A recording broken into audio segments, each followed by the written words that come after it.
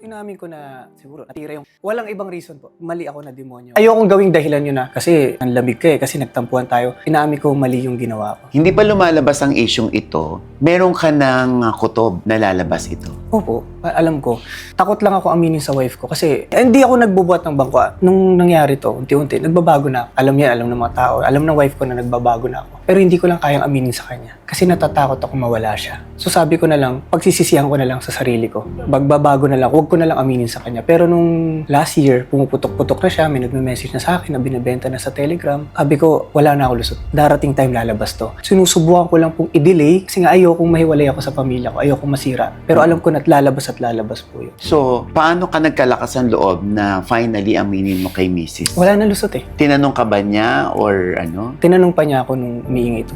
Tinatry ko pa rin na magsinungaling sa kanya na hindi totoo. Pero, kasi nga ayokong ma-corner na hiwalayan niya ako, masira pamilya ko. Pero wala nang lusot eh. Wala nang dahilan para magsinungaling pa ako. Napanood niya na. Wala na. Nag-iyakan na lang kami. Sabi, humingi ako ng tawad. Pero nung tumatakbo sa isip ko, nung sabi ko, wala na, hiwalayan na to. Kasi nira ko yung pamilya ko. Na alam ko naman mangyayari. Obviously, nung time na ginagawa mo yun with a girl, hindi yun ang worry mo. Hindi yun ang iniisip mo yung baka hiwalayan ka. Siyempre, hindi ka pa makokonsensya nun eh. Nandun Yes. ka pa eh. Ang iniisip ko pa lang nun eh, sana walang huli to. Kasi nga, nadidemonyo ka pa eh. Di ba? Walang huli to. Pero unti-unti, lalo nung tumitibay relation. Dapat ka nabasa namin yung isang post mo na parang nagpapaalam ka sa anak mo na doon ka muna sa kotse matutulog. Hindi, yun naman. Ano nila yan? Parang nire-relate nila doon sa... Hindi dahil dun. Kalokohan lang na post yun. Pero anniversary kasi namin yun. Tapos dun pa pumutok. Anniversary namin. Oh my... Kaya na, kapag wala na kayo ni mami, dadalawin kita. Siguro nararamdaman niya na siguro kinausap niya si mami niya. Sabi ko, no anak, ako dadalaw sa'yo. Kasi nga po, yung time na yun, tanggap ko na. Sabi ko sa kanya, sige, hiwalayan mo ko. Pero please, huwag kayo alis sa bahay. Hayaan niyo akong buhayin ko kayo. Kasi niloko na nga kita, nagawa na kita ng kasalanan. Hindi ko kaya pabayaan kayo. Hayaan niyo akong buhayin ko kayo. Yung sabi ko sa kanya, hindi siya kumikibo. Tapos siguro, dasal lang daw siya ng dasal, tapos bigla na lang siya tumahan. Nagpayakap siya sa akin. Tuntua ako nun, sabi ko, bakit siya ganito? Parang dapat galit ka eh.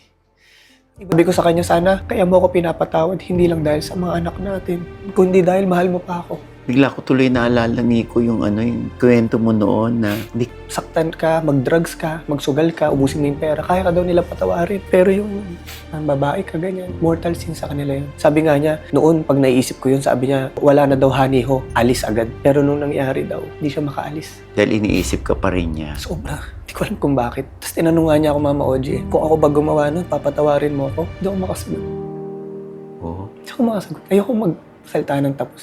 Kasi hindi ko alam yung pakiramdam. Kasi never niya ako niloko. Kaya siya kabait sa akin. Hindi mo naisip yun habang ginagawa mo, no? Na hindi ka nakaranas ng pamilya nung araw. Na ikaw bumuo ng pamilya mo ngayon, pero ikaw rin palang wawasak. Kaya galit po ako sa sarili ko doon na, kasi maaaring yun ang kahinaan ko. Parang ganito sabi ko, napag-isip ko, testimony na, maglagay ka dyan ng maraming alahas, pera, hindi ko gagalawin. Hindi ako matutokso drugs, hindi ako nagda-drugs. Wala akong history ng drugs. Nasubukan ako sa flesh at nagpa-demonyo ako. Yun yung tinrigger sa akin at bumigay ako, yun yung mali. So yung lesson sa akin yan. Ayoko mga ako gagawin ko na lang. Kung alam ko na yun ang kahinaan ko, iwas ako. Kasi ayoko na maulit eh. Sabi nyo nga, galing ako sa broken family, galing yung wife ko sa broken family. Dapat alam ko na yung pain na yun eh. Pero lagi ko sinasabi sa kanya, nagpatalo ako, I'm sorry. Lagi niya inuulit-ulit sa akin, umiiyak siya. May kulang ba sa katawan ko? Bakit? Mali ba yung mga ginagawa ko? Sabi ko, huwag kang mag-isip ng ganyan. Mas lalo ko nasasaktan eh. Yung iniisip niya na, kaya ako nagawa yun, pangit ako, may mali sa ugali ko. Sabi ko, mahal, wala kang kasalanan. Ako lahat yun. Kahinaan ko yun. At ako yun, ayoko mag-isip ka na, kasi pumangit na ako dahil 2 anak ko, kaya mo nagawa ito. Huwag kang mag-iisip ng ganun.